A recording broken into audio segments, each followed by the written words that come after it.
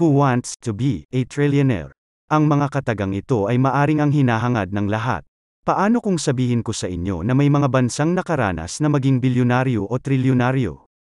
Katulad na lang sa nangyari sa mga bansang ipapakita natin ngayon na halos lahat ng tao sa mga bansang ito ay naging bilyonaryo o trilyonaryo ngunit walang laman ang sikmura.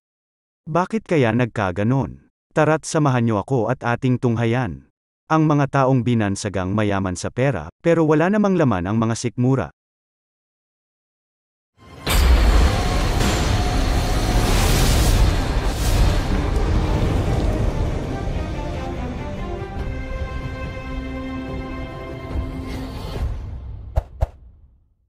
Number 1. Starving Trillionaire. Ang Somalia ay bahagi ng Africa at ito ay nahahati sa dalawang bahagi, ang Somaliland at Puntland. Ang bahagi ng norte nito ay pinamumugaran ng mga terorista katulad ng mga pirata. Ang lugar ng Somalia ay napakainit na lugar kung kaya't ang pagtatanim dito ay napakahirap at bihirang patubuin ang mga ito. Isa lang ito sa mga bansa na mahirap ang pamumuhay, dahil ang pera nila dito ay sobrang napakamababa ng husto kisa sa pera natin dito sa Pilipinas na ang katumbas lamang ay aabot lang ng 0.084 na sentimo. Ang Bangko Sentral ng Somalia ay mayroong hinaharap na seryosong problema na kung hindi maagapan ay posibleng humantong sa dahan-dahan ng pagkasira ng sirkulasyon ng kanilang pera. Ang kadahilanan nito ay dahil sa mga gyera at civil war na nagaganap at nagiging salot sa bansa ng Somalia. At sa nagdaang panahon ang pangunahing ekonomiya na ikinabubuhay o negosyo ng bansang ito ay nakasalalay sa mga alagang hayop, ngunit sa nakaraang estado nito mula sa kaguluhan ay biglaang kalayaan ay may kaakibat na tagtuyot, kung kaya't nahihirapan silang palakihin ang kanilang mga alagang hayop at kahit ang pagtatanim dito ay malabo dahil nga sa sobrang init. Ang Somalia ay dating kolonyal ng bansang Britanya dahil dito ay nakamit nila ang maikling kalayaan noong July 1, 1960. Ang kalayaan na ito ay hindi nagtagal dahil sinakop sila ng mga komunistang guerrilla at mga rebelding elitista, mula noong at hanggang ngayon.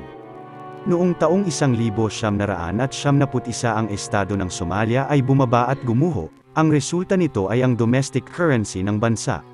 At ang Somalia shillings ay sumunod ding bumaba at ito din ang dahilan kung bakit bumaba at bumagsak ng husto ang ekonomiya ng bansa. Ang kanilang kalagayan ay mas komplikado dahil nga sa wala silang unified central government at hindi sila official na kinikilala ng international state at kung saan naging mahirap para sa mga dayuhang ahensya na tulungan sila. Dahil sa pangyayaring ito ay nagdesisyon ang mga taga-Somalia na buhayin ang kanilang bangko sentral sa pamamagitan ng pagprint ng pera at sa pagsasaayos ng kanilang bansa. Ito ay ginawa sa bagong lugar kung saan sila ay pwedeng magtalaga ng kanilang punong tanggapan at hindi sa dating bangko sentral na nawasak na ng gyera noon kundi sa estado ng Bakha-Arka na kung saan ito ang pinakamalaking estado ng Somalia. Ang Somalia shillings ay kinokontrol ng isang sistema ng hulaan at bulungan, na ang ibig sabihin nito ay, kung ang karamihan ay sinasabing pababain ang halaga ng pera nila, ito ay maaring bumababa. Kapag sinabi naman na ito ay pataasin, ito ay tumataas. Ang mga money changer na mula sa iba't ibang bansa ay palagi ang pagtawag sa merkado at kadalasan ay araw-araw tuwing umaga para magtanong kung magkano na ba ang palitan nila kontra sa US dollars. Dahil dito ay pinagsamantalahan nito ng mga turista ng mga iba't ibang bansa na nagbebenta ng mga peking pera. Bagamat ang peking pera na ito ay tinatanggap pa rin nila sa kanilang merkado at ito ang mukhang kakaiba kumpara sa ibang bansa. Dahil sa labis na sirkulasyon ng kanilang pera at sa dami ng peking pera na umiikot dito, napunta lang ito sa mas mababa at pagbagsak ng kanilang currency. Ganito na ang naging sistema ng kanilang pamumuhay sa mga nagdaang panahon. Dahil ganito kahirap ang pamumuhay dito ay mga trabahong legal ay mahirap din dito kung kaya't napipilitan din silang gumawa ng illegal na trabaho. Tulad ng mga pagpipirata o pangunguha ng barko para ipatubos ito o humingi ng ransom sa mga nagmamay-ari nito.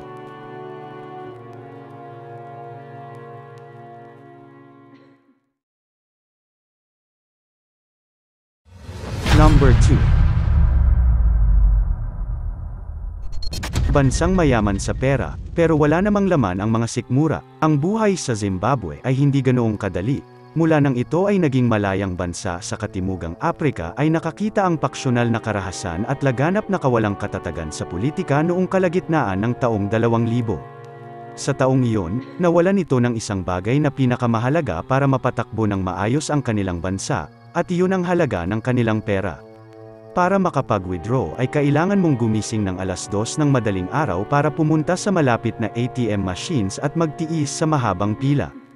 Kung ikaw naman ay swaswertehin ay pwede kang makapag-withdraw ng $1 hanggang $2 o may katumbas na 50 o 100 pesos sa pera natin. Yun lang kasi ang pinakamalaking halaga na pinahihintulutan ng kanilang pamahalaan na pwede mong i-withdraw. Kung mamalasin ka naman kahit pumila ka ng buong araw sa ATM ay wala kang perang ma-withdraw dahil madalas na nawawala na ito ng laman. Ang kadahilanan na iyon ay dahil noong taong 2007, naranasan ng Zimbabwe ang pangalawang pinakamataas na inflation sa kasaysayan nito. Pagkatapos ng digmaan sa Hungary, hindi malinaw kung gaano ito kalala nang huminto ang gobyerno sa pag-uulat ng mga pagbibilang sa numero na umabot ito sa 100,000% na inflation. Gaano nga ba kalala ang 100,000% na inflation? Ang isang piraso na tinapay ay nagkakahalaga lang naman ng 30 bilyong Zimbabwean dollars. Na ang mga manggagawa ay nag-umpisang tumigil sa pagtatrabaho dahil ang kanilang buwanang sweldo ay hindi man lang kayang bayaran ang kanilang pamasahe para sa bus pauwi. At ang lahat ng mga vending machine ay nawalan na ng serbisyo dahil hindi na nakayanin ang bilyon-bilyong barya na nilalagay sa loob nito para sa isang piraso lang ng lata ng soft drinks. Upang mapanatili at makahabol ang kanilang central bank ay nagpatuloy ito sa pag-imprenta ng mas malalaking denominasyon ng mga banknotes. Merong $1,000,000 na denominasyon, 100 bilyon at ang pinakamalaki ay 100 trilyon Zimbabwean dollars, na ang katumbas ay 48 cents US dollar, o 20 pesos sa pera natin. Kaya paano nga ba bumagsak ang bansa nila ng ganun-ganun lang, samantalang mayaman naman ang bansa nila sa natural na kayamanan?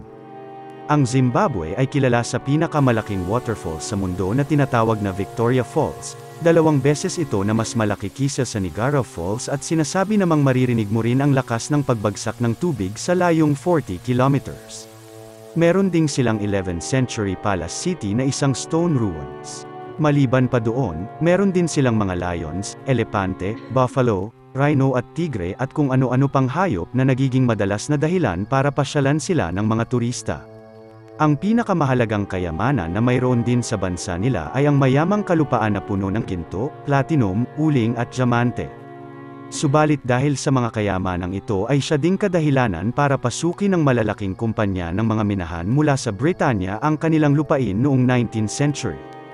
Hindi naglaon, ay may 2 paksyonal ang lumabas at ito ang ZAPO o Zimbabwe African People's Union na suportado ng Soviet Union, at ang Zimbabwe National Union na suportado naman ni Mao ng China. Noong 1980 natamo ng Zimbabwe ang kalayaan at ang pambansang partido ay nanalo sa kauna-unahang halalan nito. Pagkatapos noon ang kanilang pinuno na si Robert Mugabe ay nagsimulang mauhaw sa kapangyarihan at suportado ng Hilagang Korea ang kanyang hukbo upang sanayin ang kasundaluhan sa ilalim ng pamumuno ni Kim Il-sung. Dahil dito, nagsimula silang pumatay ng mga kalaban sa politika at oposisyon at binigyan ng kapangyarihan ang sarili na buwagin ang parliament at magdeklara ng batas militar na naglagay ng mga limitasyon sa termino. Ang autoritarya na pamumuno ni Mugabe bilang diktador ay tumagal ng 37 taon. Siya ay naiugnay sa kabilatkan ng mga korupsyon at katiwalian. Noong 2000 ang kanyang pamahalaan ay nagsimulang puwersahang agawin ang mga lupain mula sa mga magsasaka na nagresulta ng kaguluhan at pagkawala ng malaking hanap buhay sa agrikultura.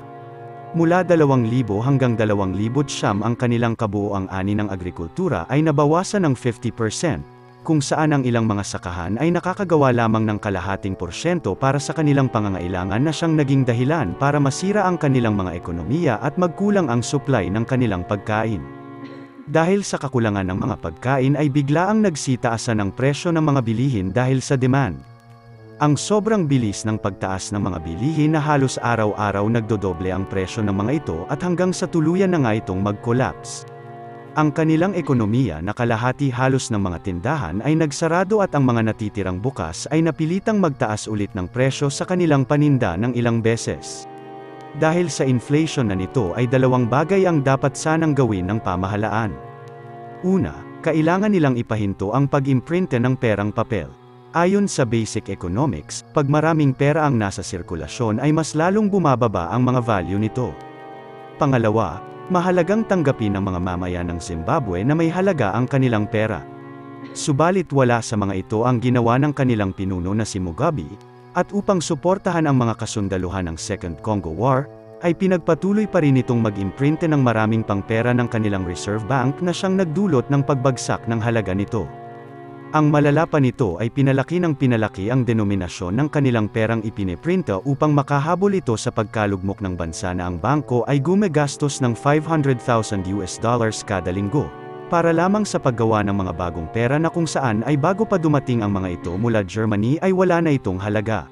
2 beses nila itong na-demonetize at tinanggal ang 10 zero nito mula sa lahat ng mga banknotes noong 2008, at 12 na zero naman noong 2009. Ngunit hindi pa rin ito umobra sa mga tao at nagpatuloy na hindi naniwala na ang kanilang mga pera ay may halaga at sa halip ay tuluyan nga itong nawala ng halaga. Sa madaling salita, ang mga presyo ay nagpatuloy na nagtaasan ng sobra, dahil ang mga tao mismo ay umaasa magsisitaasan hanggang sa wala ng pera ang matitira. At para masolusyonan ito ay kailangan ng kanilang gobyerno ng reforma at ang pag-asang iyon ay dumating noong 2017, kung saan si Mugabe ay na-depost pagkaraan ng 4 na dekadang pagwawasak sa kanilang ekonomiya sa bansang Zimbabwe.